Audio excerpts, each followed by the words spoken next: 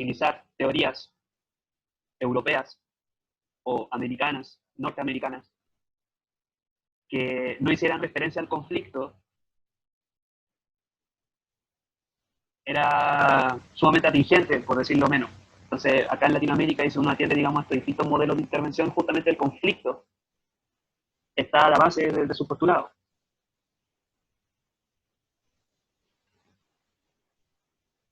El conflicto material. Bueno, ahí sí. Entonces, por ejemplo, pensemos en la educación popular. No sé si han tenido alguna aproximación a la educación popular.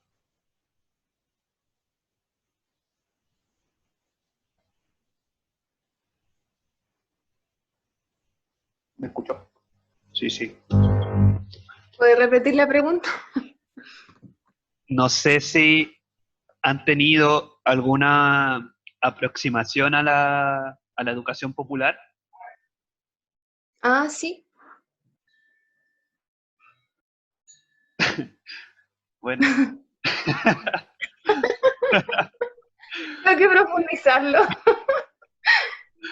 El resto igual dijo que sí, no sé quién más. Pero yo al menos he tenido la aproximación como en la práctica, porque participo en un colectivo territorial, creo que ya lo había dicho contigo, pero ahí tratamos de aterrizar lo que significa la educación popular horizontal, el creer en la transformación a partir de una concientización de la propia historia, y más que nada la horizontalidad, como el ser aprendices también de esa historia, de la historia de los niños y las niñas.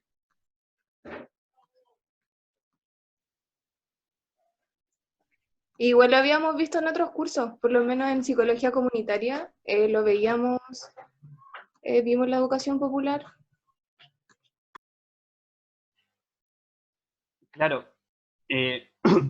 A mí me gustaría recuperar algunos principios generales de la educación popular en referencia a este marco de comprensión que tratamos de desarrollar ahora.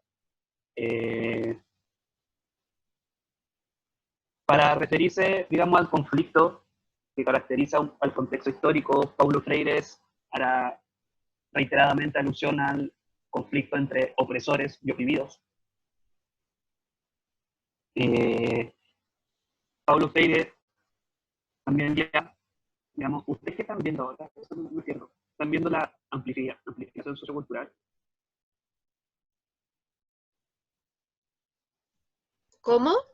¿Están viendo la amplificación sociocultural o...? En la pantalla sí. ¿A eso ¿Pero te cuál de referís? todas?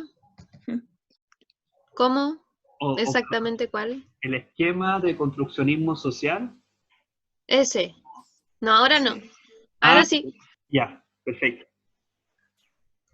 Bien, un poco para atender la forma en cómo el conflicto histórico va a permear en las formas y contenidos de las relaciones sociales. Paulo Freire, si me siguen acá en el esquema, va a referir al conflicto como haciendo reiteradamente mención al conflicto entre opresores y oprimidos. Un conflicto que no solamente se reproduce en términos laborales, es decir, en términos materiales, si uno quiere, sino que también se reproduce a nivel educativo. ¿Sí? Entonces acá Paulo Freire, en esta flechita que nosotros decimos proyección del conflicto material en las relaciones sociales, acá Paulo Freire posicionaría, por ejemplo, la escuela, cómo la escuela reproduce el conflicto que caracteriza un contexto histórico. ¿Cómo este conflicto va a permear las formas de las relaciones sociales? Bueno, Paulo Freire va a identificar en la escuela el problema de las relaciones verticales. El problema de las relaciones paternalistas. El problema básicamente de la educación bancaria. Es decir, concebir, digamos, al estudiante o a la estudiante como un repositorio vacío al cual hay que llenar de determinados contenidos. Entonces, porque justamente esa condición de pasividad es la que reproduce el conflicto entre opresores y oprimidos. Se necesita de alguna u otra forma que el oprimido sea pasivo y la oprimida sea pasiva. Ahora también el conflicto histórico no solamente va a permear las formas, sino que va a permear el contenido. ¿Y cuál es el contenido que Paulo Freire identifica, digamos, en la escuela? Es, por ejemplo, contenido naturalista, hablar de que la realidad tal cual como está es natural.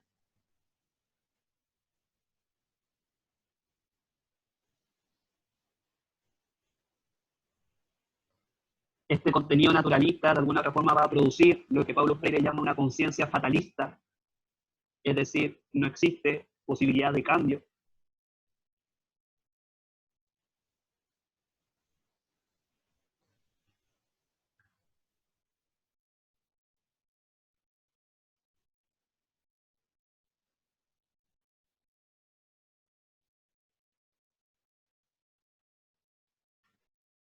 Y, bueno, estamos tratando de hacer el circuito. El conflicto histórico entre opresores y oprimidos se va a producir y reproducir en las relaciones sociales mediante los sistemas educativos, va a influir en las formas, es decir, procesos de aprendizaje basado en la prescripción vertical, jerárquica, pasiva de contenidos, paternalistas de contenido, y en los contenidos, es decir, contenidos naturalistas que tienden a la naturalización de la realidad, contenidos con poca reflexividad crítica, con poca abstracción,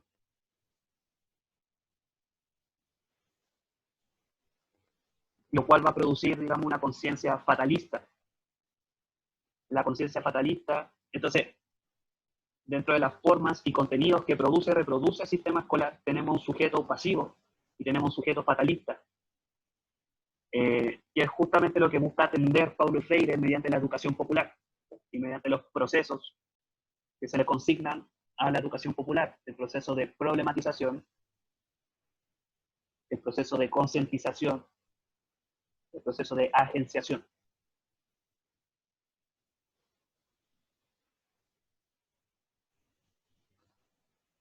¿A qué se refiere con fatalista? O no sé si yo escuché bien. Con fatalista nos estamos refiriendo a, se podría decir, una conciencia que es incapaz de prever posibilidades de cambio. Ay, Eso vendría a ser efecto de un contenido naturalista de la realidad, es decir, las cosas son naturales, son así.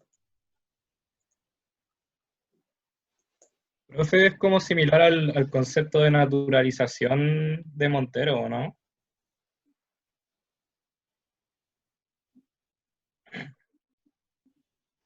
¿Perdón? Es como similar al concepto que usa Montero de naturalización, como de esta posición de que no puede haber un cambio. Claro, sí. Es que por eso el andamiaje, se podría decir, teórico de todos estos autores, Paulo Freire, Montero,